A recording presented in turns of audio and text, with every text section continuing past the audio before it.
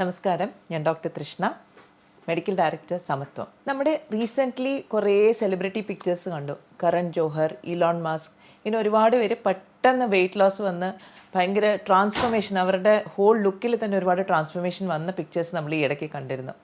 ഇവരുടെ എല്ലാം ഈ സീക്രട്ട് വെയിറ്റ് ലോസ് എങ്ങനെയാണ് സംഭവിച്ചത്?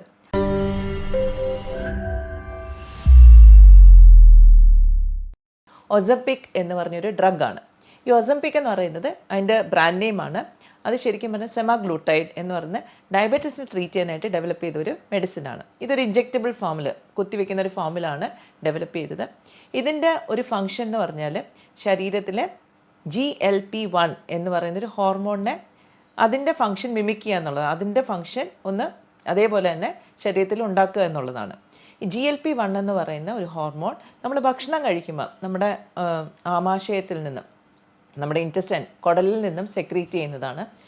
ഈ ഒരു ഹോർമോണിൻ്റെ പ്രത്യേകത എന്ന് പറഞ്ഞാൽ 2-3 കാര്യങ്ങൾ അത് മെയിനായിട്ട് ചെയ്യും. ആദ്യം നമ്മൾ കഴിക്കുന്ന ഭക്ഷണത്തിൽ മൂവ്മെൻറ്റ് സ്ലോ ഡൗൺ ചെയ്യും. അപ്പോൾ നമ്മൾ കഴിക്കുന്ന ഭക്ഷണം വളരെ സ്ലോ ആയിട്ടേ നമ്മുടെ ഡൈജസ്റ്റീവ് സിസ്റ്റത്തിൽ കൂടെ പോവുകയുള്ളൂ.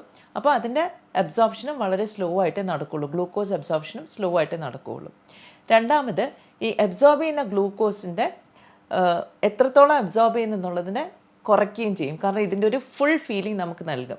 നമ്മൾ കഴിക്കുന്ന ഭക്ഷണം കുറച്ച് കഴിക്കുമ്പോൾ തന്നെ നമുക്ക് വയറ് നിറഞ്ഞതായിട്ട് തോന്നും, വീണ്ടും കഴിക്കാൻ തോന്നത്തില്ല. അപ്പോൾ സ്വാഭാവികമായിട്ടും കുറച്ച് അന്നജം കഴിക്കുമ്പോൾ ഗ്ലൂക്കോസ് അബ്സോർപ്ഷനും കുറയും.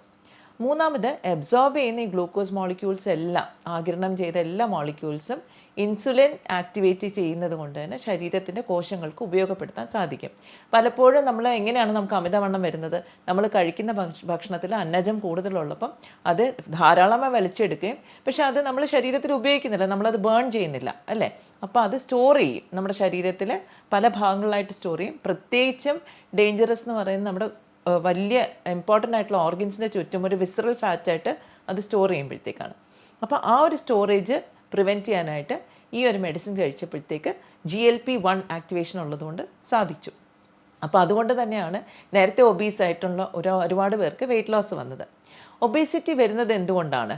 ഒബേസിറ്റി ശരിക്കും പറഞ്ഞിട്ടുണ്ടെങ്കിൽ ഒരു ഗ്ലോബൽ എപ്പിഡമിക്കാണ്. Majority of the people experience ചെയ്യുന്നൊരു കാര്യമാണ് ഈ ഒബേസിറ്റി. നമ്മൾ ഒബേസിറ്റി എന്ന് പറഞ്ഞ് ഡയഗ്നോസ് ചെയ്യുന്നതിന് മുമ്പ് തന്നെ പല ഘട്ടങ്ങളുണ്ട്. അതായത് ബോഡി മാസ് ഇൻഡെക്സ് കാൽക്കുലേറ്റ് ചെയ്തിട്ടാണ് നമുക്കൊരാൾക്ക് അമിതവണ്ണമാണോ അതൊരു അസുഖമാണോ എന്നെല്ലാം നമ്മൾ കണ്ടുപിടിക്കുന്നത്. നമ്മുടെ വെയിറ്റ് മാത്രം പോരാ. അപ്പം ഇതിൻ്റെ ഒരു കാൽക്കുലേഷൻ എന്ന് പറഞ്ഞാൽ weight in kilograms divided by height in metre square. അതായത് ഒരാളുടെ വണ്ണം 50 കിലോ ആണെങ്കിൽ 50 കിലോഗ്രാം, അയാളുടെ ഹൈറ്റ് 150 സെൻറ്റിമീറ്റർ ആണെങ്കിൽ 50 കിലോഗ്രാം ഡിവൈഡഡ് ബൈ 1.5. കാരണം നമ്മൾ മീറ്റർ സ്ക്വയർ ആക്കണം.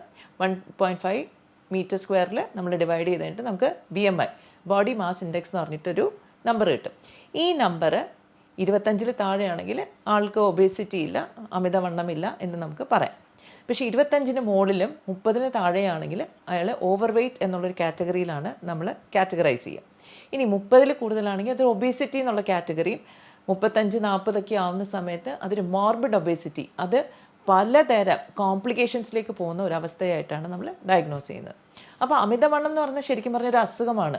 ഒരാളുടെ അപ്പിയറൻസിനെ മാത്രമല്ല, ഹാർട്ട് അറ്റാക്ക് വരാനായിട്ട്, പിന്നീട് പിൽക്കാലത്ത് കിഡ്നി, നമ്മുടെ വൃക്ക രോഗങ്ങൾ വരാനായിട്ട്, സ്ട്രോക്ക് വരാനായിട്ട്, മെറ്റബോളിക് സിൻഡ്രോം, ഇങ്ങനെ പല അസുഖങ്ങൾക്കും ഒരു ആക്സിലറേറ്റഡ് പ്രോസസ്സാണ് ശരിക്കും പറഞ്ഞാൽ ഈ അമിതവണ്ണം. അപ്പോൾ തീർച്ചയായിട്ടും അമിതവണ്ണം നമ്മൾ ട്രീറ്റ് ചെയ്യണം. പലപ്പോഴും പല ആൾക്കാരെയും ഫ്രസ്ട്രേഷൻ, നമ്മൾ കഴിക്കുന്ന ഭക്ഷണത്തിൽ നിന്ന് നമുക്ക് കാർബ്സ് കട്ട് ചെയ്യാൻ പറ്റുന്നില്ല, അല്ല ഒരുപാട് പേരെങ്കിലും കീറ്റോ ഡയറ്റിലേക്ക് പോയി, അപ്പോൾ അതിൻ്റെ കുറച്ച് കോംപ്ലിക്കേഷൻസ് വന്നു, വളരെയധികം കാർബോഹൈഡ്രേറ്റ് കട്ട് ചെയ്തപ്പോൾ. കാരണം കാർബോഹൈഡ്രേറ്റ് നമ്മുടെ ശരീരത്തിന് ആവശ്യമാണ് നോർമൽ ഫങ്ഷനിങ്ങിന്. അപ്പം ഈ ഒരു കണ്ടുപിടുത്തം, ഒസംപിക് അല്ലെങ്കിൽ സെമാഗ്ലൂട്ടൈഡ് എന്ന് പറയുന്ന ഒരു ഇൻജെക്റ്റബിൾ ഫോമിൻ്റെ കണ്ടുപിടുത്തം ശരിക്കും പറഞ്ഞാൽ ഗ്ലൂക്കോസ് മോളിക്യൂൾസിൻ്റെ, അതായത് നമ്മൾ കഴിക്കുന്ന ഭക്ഷണത്തിൽ നിന്നുള്ള ഗ്ലൂക്കോസിൻ്റെ അളവും അതിൻ്റെ ഡൈജഷനും അതിൻ്റെ യൂട്ടിലൈസേഷനും കൂട്ടിയതോടുകൂടെ തന്നെ നമുക്ക് ഒരുപാട് രീതിയിൽ ബ്ലഡ് ഷുഗർ ലെവൽസ് കൺട്രോൾ ചെയ്യാനും അതോടൊപ്പം തന്നെ അമിതവണ്ണം പ്രിവെൻറ്റ് ചെയ്യാനായിട്ടും ഹെൽപ്പ് ചെയ്യും. ഇനി അമൃതവണ്ണം ഉള്ളവർക്കാവട്ടെ അത് റിവേഴ്സ് ചെയ്യാനും സാധിക്കും. പക്ഷേ നമ്മളിന്ന് ഡിസ്കസ് ചെയ്യുന്നത് ഈ ഒസംപിക്കിനെ കുറിച്ചല്ല. ഒസംപിക്കിനെ പോലെ തന്നെ നമ്മുടെ പ്രകൃതിയിൽ നാച്ചുറലായിട്ട് കുറച്ച് കോമ്പൗണ്ട്സ് ഉണ്ട് ഇതേ പ്രവൃത്തി നമ്മുടെ ശരീരത്തിൽ ചെയ്യുന്നത്. അതായത് GLP-1 ആഗോണിസ്റ്റ് ആയിട്ട് പ്രവർത്തിക്കുന്നത്. അതിൽ ഫസ്റ്റ് വൺ എന്ന് പറയുന്നത് ബെർബറിനാണ്. ബെർബറീൻ എന്ന് പറയുന്ന ഒരു പ്ലാന്റ് എക്സ്ട്രാക്റ്റ് ആണ്. ഇത് കഴിക്കുമ്പോൾ ഈ GLP-1ൻ്റെ സെയിം പ്രവർത്തനം ഇത് നമ്മുടെ ശരീരത്തിൽ സ്റ്റിമുലേറ്റ് ചെയ്യുന്നു. അതോടൊപ്പം തന്നെ നമുക്ക് ഒരുപാട് വിശപ്പ് തോന്നുന്നത് പെട്ടെന്ന് തന്നെ നമുക്ക് വിശപ്പടങ്ങും. രണ്ടാമത് നമ്മുടെ ഗ്യാസ്ട്രിക് എംപ്റ്റിങ് സ്ലോ ഡൗൺ ചെയ്യും. നമ്മുടെ അന്നനാളത്തിലൂടെയും നമ്മുടെ കുടലിലൂടെയൊക്കെയുള്ള ഭക്ഷണം സ്ലോ ആയിട്ട് പോവും. തന്മൂലം അതിൽ നിന്ന് കുറച്ച് ഗ്ലൂക്കോസ് മോളിക്യൂൾസ് വലിച്ചെടുക്കുള്ളൂ. അത് ഇൻസുലിൻ ആക്ടിവേറ്റ് ചെയ്ത് അത് ഉപയോഗപ്പെടുത്താനും സാധിക്കും. അപ്പം ബെർബറിൻ തീർച്ചയായിട്ടും നല്ലൊരു ഒരു ഹെർബൽ സപ്ലിമെൻ്റ് ആണ് നമുക്ക് GLP-1നെ ആക്ടിവേറ്റ് ചെയ്യാനായിട്ട്. രണ്ടാമത് നമ്മുടെ ലെമൺ, നാരങ്ങയിലുള്ള എറിയോസിട്രിൻ എന്ന് പറഞ്ഞൊരു കോമ്പൗണ്ട് ഉണ്ട്. ഇത് നമ്മുടെ ഷുഗർ സ്പൈക്സ് ഒഴിവാക്കാനും ഈ GLP-നെ ആക്ടിവേറ്റ് ചെയ്യാനും വളരെയധികം സഹായിക്കുന്ന ഒരു കോമ്പൗണ്ടാണ്. അപ്പോൾ തീർച്ചയായിട്ടും നമ്മൾ ഫുഡ് കഴിക്കുന്നതിന് മുമ്പ് ഒരു നാരങ്ങ വെള്ളം കുടിക്കുന്നത് നല്ലതായിരിക്കും. അത് നമ്മൾ ഹൈഡ്രേറ്റും ചെയ്യും, ഈ GLP-1നെ ആക്ടിവേറ്റ് ചെയ്യാനും ഹെൽപ്പ് ചെയ്യും. പക്ഷേ ഡെഫിനറ്റ്ലി നമ്മൾ പഞ്ചസാരയൊക്കെ ഉപയോഗിക്കാതിരിക്കുക, കുറച്ച് ഉപ്പിട്ടിട്ട് നാരങ്ങ വെള്ളം കുടിക്കുക. ഓവറായിട്ട് ഉപ്പ് വേണ്ട, ജസ്റ്റ് ആവശ്യത്തിന്. മൂന്നാമത് നമുക്ക് ഇതേ ഫങ്ഷൻ സ്റ്റിമുലേറ്റ് ചെയ്യാനായിട്ട് നമ്മുടെ നല്ലൊരു സ്പൈസ് ഉണ്ട്, നമ്മുടെ കറുവാപ്പട്ട. അപ്പോൾ കറുവാപ്പട്ട ഇതുപോലെ നമ്മൾ ഗ്രീൻ ടീയിലോ അല്ലെങ്കിൽ ബ്ലാക്ക് ടീയിലോ ഇടുന്ന സമയത്ത് നമുക്ക് ഗ്രീൻ ടീയിലുള്ള പോളിഫിനോൾസും ഈ കറുവാപ്പട്ടയിലുള്ള ചില സിന്നമിൻ ആസിഡ് എന്ന് പറഞ്ഞ കുറച്ച് കോമ്പൗണ്ട്സും കൂടെ ഈ GLP-1നെ ആക്ടിവേറ്റ് ചെയ്യാൻ ഹെൽപ്പ് ചെയ്യും. അതോടുകൂടി നമ്മുടെ ഷുഗർ ലെവൽസും കൺട്രോൾ ചെയ്യാൻ സഹായിക്കും, നമ്മുടെ അമിതവണ്ണം നമുക്ക് റിവേഴ്സ് ചെയ്യാനായിട്ടും സഹായിക്കും. ഇത് കൂടാണ്ട് വേറെ ഒരുപാട് പ്ലാന്റ് കിങ്ഡത്തിൽ ഗ്രീൻ ലീഫി വെജിറ്റബിൾസ്, പച്ചിലകൾ, അങ്ങനത്തെ മുരിങ്ങയില, അതുപോലത്തെ കുറേ കോമ്പൗണ്ട്സ് നമുക്ക് ഈ ഒരു ഫംഗ്ഷനെ ഹെൽപ്പ് ചെയ്യും. തീർച്ചയായിട്ടും നമ്മുടെ ഒരു അമിതവണ്ണം ഏത് ലെവലിലാണ് നിൽക്കുന്നത്, നമുക്ക് എത്രത്തോളമാണ് അതിൻ്റെ കോംപ്ലിക്കേഷൻസ് ഉള്ളത്, അതെല്ലാം നോക്കിയിട്ട് വേണം നമ്മൾ ഇങ്ങനത്തെ സപ്ലിമെൻറ്റ്സും ബാക്കി കാര്യങ്ങളും എല്ലാം നമ്മുടെ ഡയറ്റിൽ ഉൾപ്പെടുത്താം, അതിൻ്റെ ഡോസേജ്. ബട്ട് തീർച്ചയായിട്ടും പ്രിവെൻറ്റീവ് മെഷേഴ്സായിട്ടും ഹെൽത്തി ലിവിങ്ങിൻ്റെ ഭാഗമായിട്ടും ഇതെല്ലാം നമുക്ക് ഡയറ്ററി ചേഞ്ചസ് നമ്മുടെ ശരീരത്തിൽ വരുത്താം.